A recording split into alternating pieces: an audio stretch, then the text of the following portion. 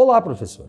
Meu nome é Maurício, eu sou professor de literatura e participei da elaboração de todo esse material de apoio que você está recebendo, juntamente com um exemplar da editora Peirópolis, com a versão em quadrinhos para o clássico de Dante Alighieri, A Divina Comédia. Um pressuposto importante para falarmos desse trabalho é a ideia de que concebemos o trabalho com uma obra literária em sala de aula, sempre em 3 momentos distintos. O primeiro é o momento da pré-leitura, em que se trabalha algum tipo de atividade ou proposta que aproxime o aluno da obra, que o sensibilize para que a recepção da leitura seja mais significativa. O segundo momento é a leitura propriamente dita, que pode ser realizada em sala de aula, com a sua participação, ou isoladamente pelo aluno, em silêncio, na própria sala de aula, ou quem sabe em grupos de alunos que leem conjuntamente trechos do livro todo. Alterar as dinâmicas de leitura pode renovar o interesse do aluno pelo texto. A elaboração de todo esse material está apoiada nas habilidades da BNCC. Pensemos numa primeira possibilidade. Digamos que você seja um professor de português e que vá utilizar Dante Alighieri no trabalho com a construção da linguagem. Portanto, um bom começo é oferecer os paratextos que vêm em conjunto com a obra para que o aluno se familiarize.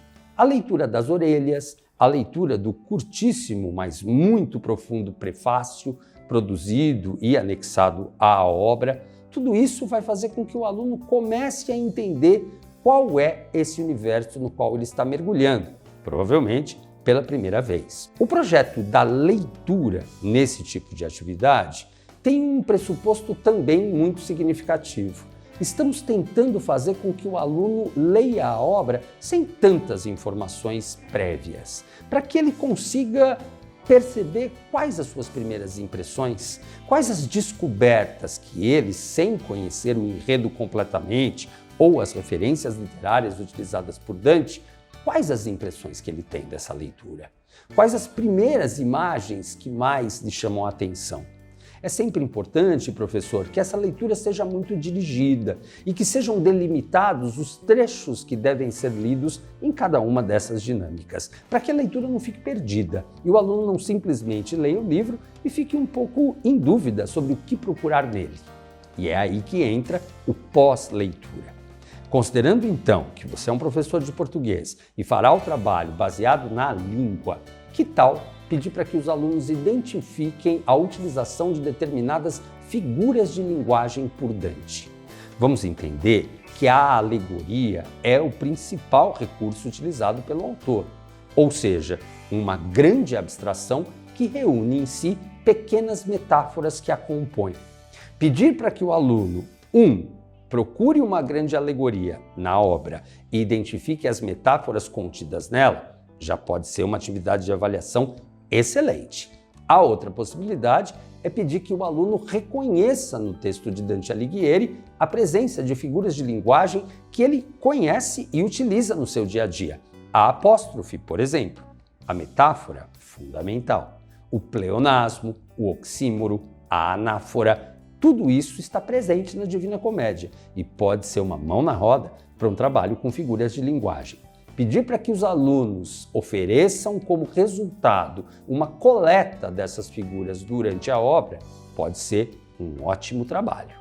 Ainda para você, professor de português, que quer trabalhar mais o aspecto linguístico, há muitas obras que citam Dante Alighieri como referência. O poema Máquina do Mundo, de Carlos Drummond de Andrade, contido no livro Claro Enigma, Os Lusíadas, a Odisseia.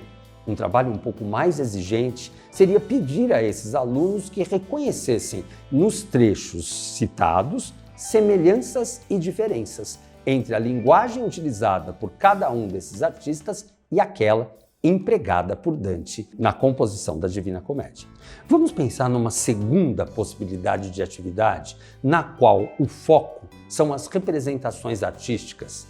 É importante esclarecer, professor, que para a elaboração desse volume foi feita uma longa e profunda pesquisa iconográfica.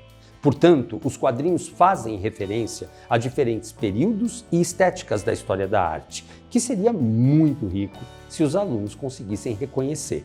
Os quadrinhos lidam com a justaposição de texto e imagem. Ou seja, para entender esse conceito, podemos pensar numa notícia, numa matéria de jornal, com um determinado texto e uma determinada fotografia, e pensar na mesma notícia em outro jornal, no qual uma imagem diferente ou a escolha de determinadas palavras no título vão trazer uma percepção diferente da mesma notícia. Pensemos, por exemplo, nas Iluminuras, lá na Idade Média, e em como a história de Jesus é contada por meio de ilustrações.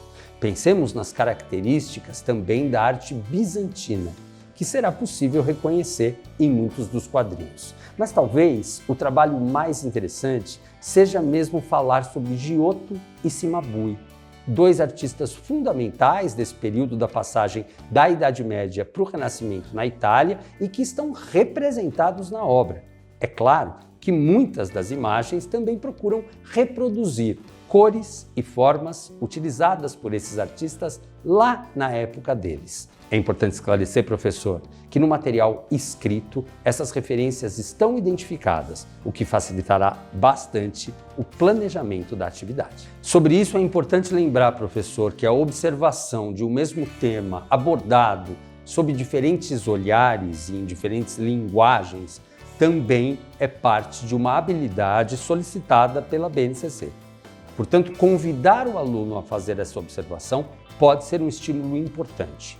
Nesse caso, no trabalho de pós-leitura, a ideia pode ter diferentes graus de dificuldade. Uma primeira é simplesmente pedir que o aluno apresente um exemplo de uma obra original e como ela foi espelhada na Divina Comédia. Como fazer essa comparação?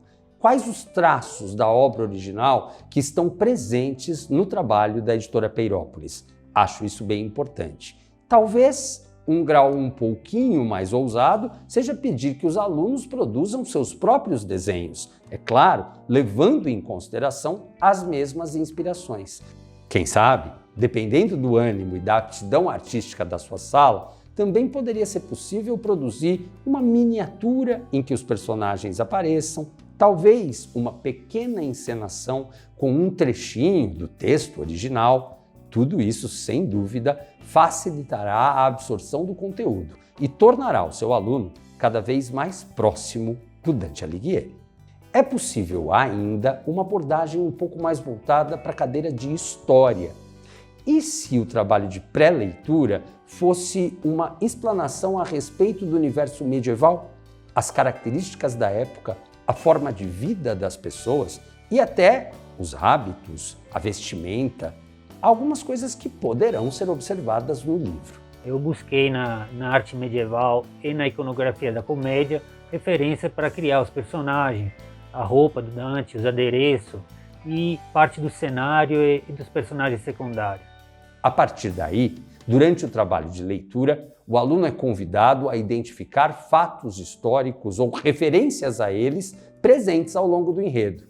E ele poderia, quem sabe, no trabalho de pós-leitura, oferecer um infográfico em que os personagens aparecem e que estão listadas e organizadas as questões históricas implicadas no trabalho da Divina Comédia. O desenvolvimento da habilidade do aluno em entrar em contato com uma obra e desenvolver uma opinião sobre ela, e mais do que isso, compartilhá-la com os colegas, está plenamente adequado aos pressupostos da BNCC. Com esses recursos em mãos e de posse de uma obra dessa qualidade, com certeza há muitas possibilidades de abordagem. E quem sabe, os alunos não se tornam ávidos leitores, interessados nos clássicos, muito importantes para a formação dele e que podem ser apresentados de uma forma divertida.